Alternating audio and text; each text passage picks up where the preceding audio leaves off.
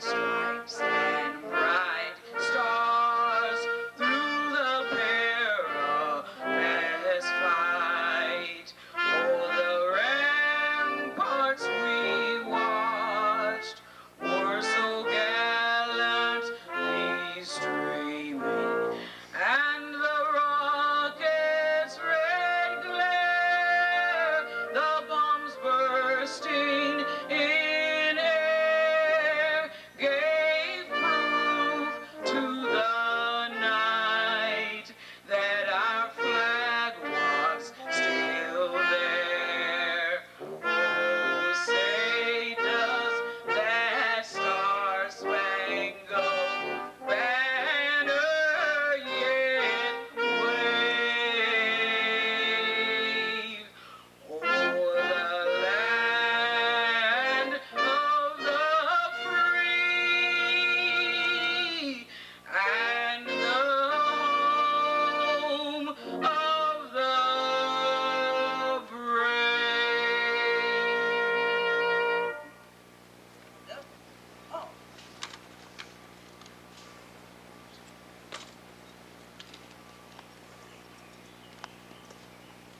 To restore our souls in the quiet places and refresh our hearts in the joyful memories.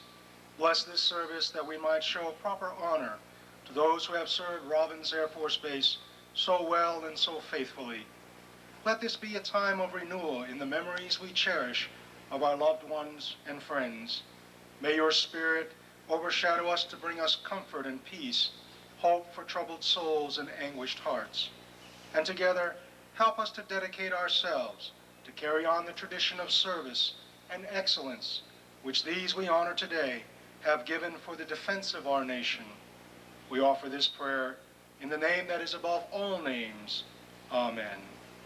Please be seated.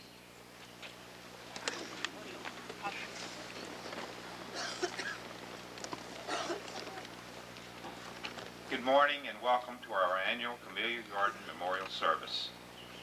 In this setting, dedicated 20 years ago throughout the combined efforts of our local community and Robbins Air Force Base, we gather today for a very special purpose: to pay tribute to 33 men and women who, through their ideals, hard work, have helped to preserve both peace and freedom, and to keep our country strong. We are grateful for their contributions and recognize the many sacrifices that each have made. The families, friends, fellow workers that are here today make this sacrifice a very special time to stop and remember those who are no longer with us. At this time, Ms. Mary Ann Medford will play a special rendition of Amazing Grace. Falling.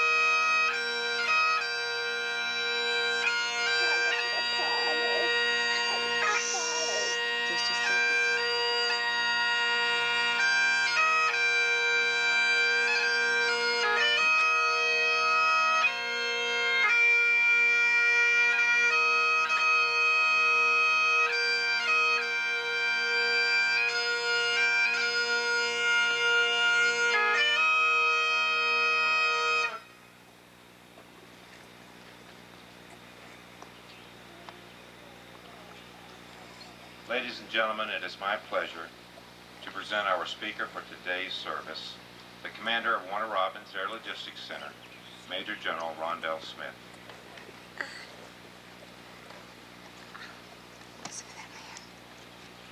Thank you, Colonel Ward, and good morning, honored guests, ladies and gentlemen. Thanks for joining us on this very special and patriotic occasion. Today, on the eve of Memorial Day weekend, we gather to pay homage to the young and the old, a husband, a father, a wife, a mother, a brother, a sister, or a friend who has served this great country of ours, but are no longer with us today to celebrate Memorial Day weekend. There's a famous quote that says, "Poor is a nation who has no heroes. Poor still is a nation who has them, but doesn't take the time to recognize them." Our nation and our state is blessed with many heroes and many sheroes. And events like Memorial Day and this memorial service ensure that we never forget those who have served our great country.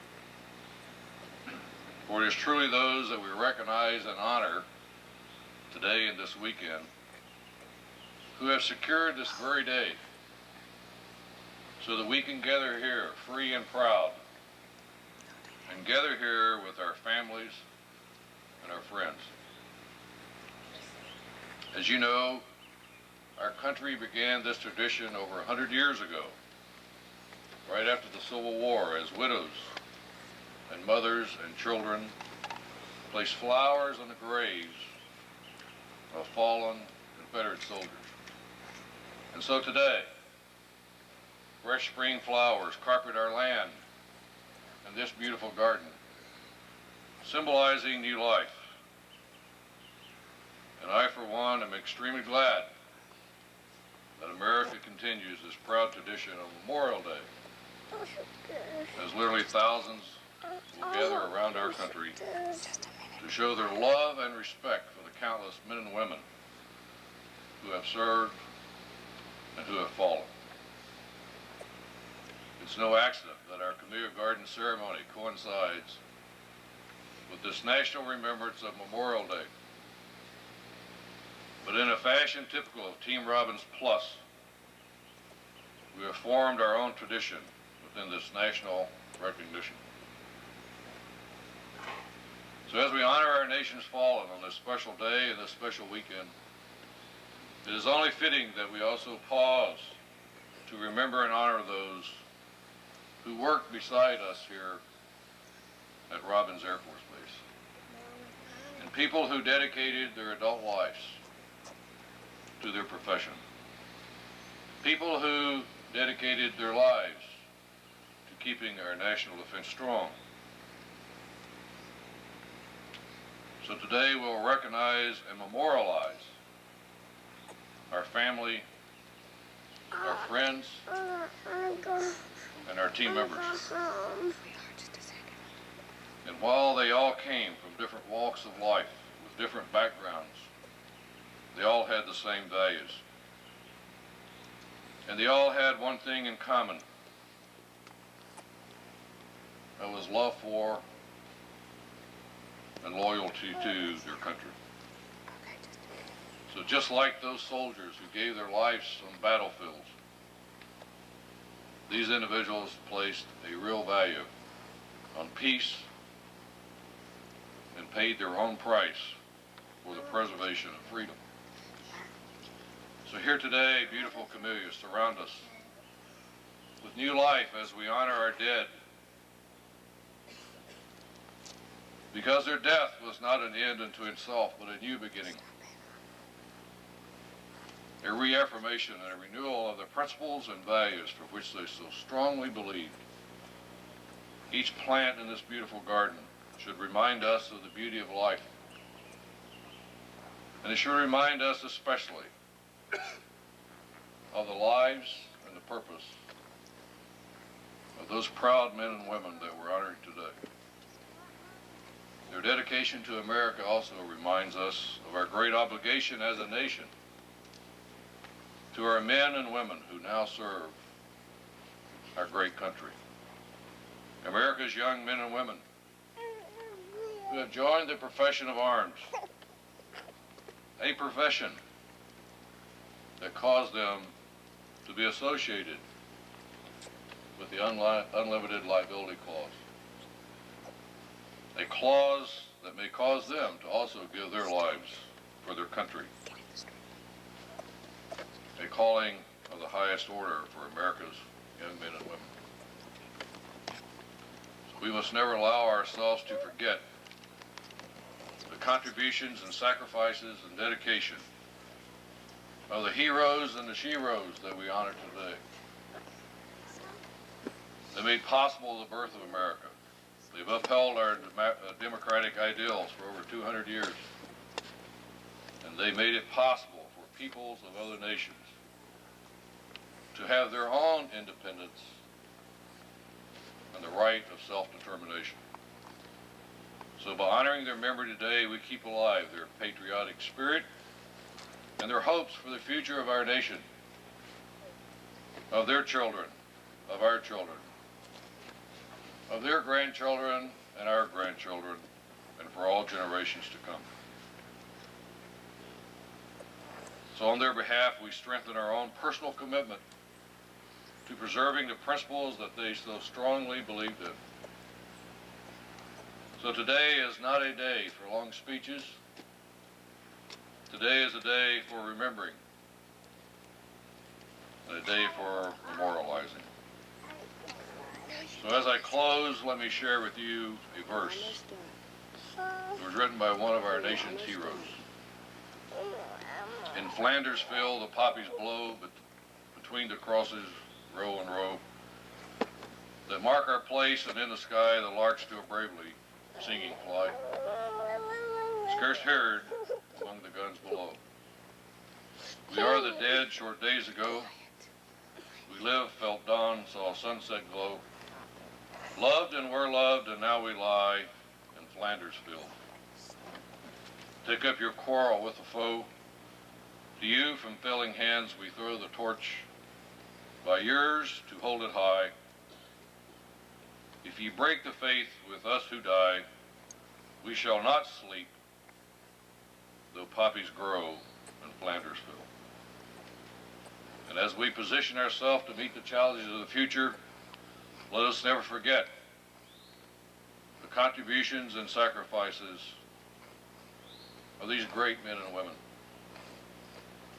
So building on their bedrock of devotion, loyalty, and determination, we will continue to shoulder the mantle of peace, and our fallen heroes and sheroes can rest assured that America will never forget them, and that America that we know will continue to live on. God bless each of you. God bless the United States of America. Put it home.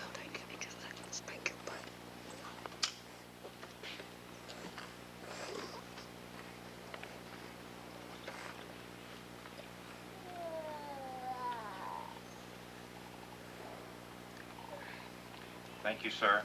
And now to recognize those who are being honored here today. Chaplain Saucy.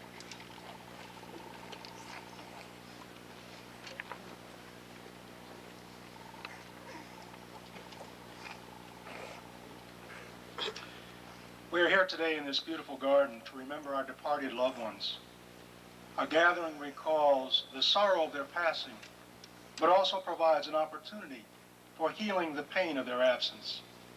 It is in memorial services such as this that the way of healing and hope are made possible.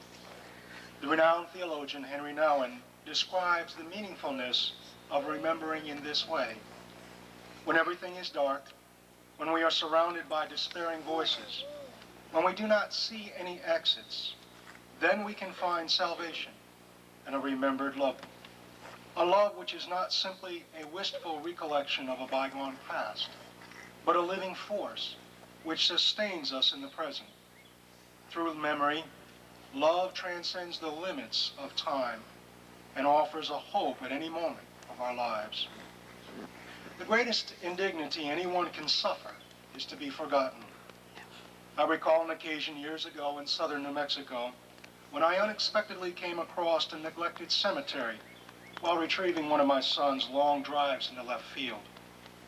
Standing in the midst of the toppled headstones, overgrown briars and tumbleweeds, I was suddenly overcome with a heavy sadness, not because these people had passed away, but because they had become completely forgotten by their community.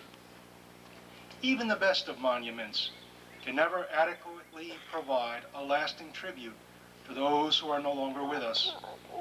President Abraham Lincoln so aptly described this in his Gettysburg Address. He said, "We cannot dedicate, we cannot consecrate, we cannot hallow this ground. The brave men, living and dead, who struggled here have consecrated it far above our poor power to add or detract. The world will little know, nor long remember what we say here, but it can never forget what they did here." So it is with us. We honor the memory of these 33 precious souls with our tribute today. But the greatest tribute is the legacy they leave to us and the unique contributions they have made to our lives as family member, friend, and colleague. Please rise now as we read the names of these special people who have touched our lives with their goodness. Stand up. Stand up. Otis Anderson, Jr. William J. Boone, Jr. Robert L. Brimley. Susie M. Brimley. Dewey E. Casson, Jr. Harold A. Kroom. Robert L. Dean, Sr. James R. DeLoach. Charles Dreyfus. Connie C. Eldridge. Barbara M. Eric. Roy E. Eubanks. Louise W. Fast. Ronald K. Fields, Sr. Hubert B. Fisher, Jr., Major, U.S. Air Force. Mary S. Gibbs. Ann B. Hall. James A. Heron, Captain, U.S. Air Force, retired. Wesley Hollingshed. John H. Holmes. J.C. Hurley, Sergeant First Class, Georgia Air National Guard, retired. James K. LaFavor. Thaddeus A. Marshall, Staff Sergeant, Georgia Air National Guard. Jimmy Meeks. Lonnie Oglesby. Bobby E. Page. Judith A. Peterman. Watkins S. Payton, Jr., Senior Master Sergeant, U.S. Air Force, retired. Virginia A. Runyon. Eddie D. Spade, Chief Master Sergeant, U.S. Air Force. Clyde W. Turrell. Robert R. Weaver, First Sergeant, U.S. Army, retired. Jeffrey P. Willingham. Please join with me in prayer.